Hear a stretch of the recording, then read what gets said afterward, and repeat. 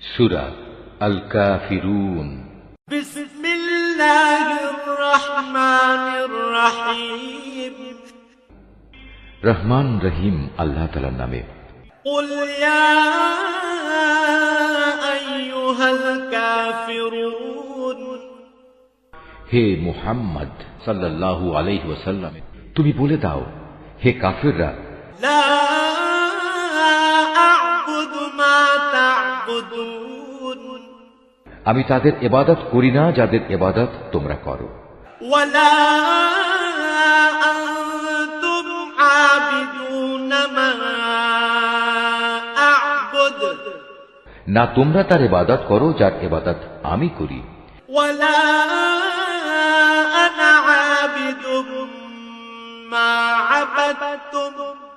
এবং আমি কখনোই তাদের ইবাদত করব না যাদের তোমরা ইবাদত করো। ওয়ালা আনতুম আবিদুনা মা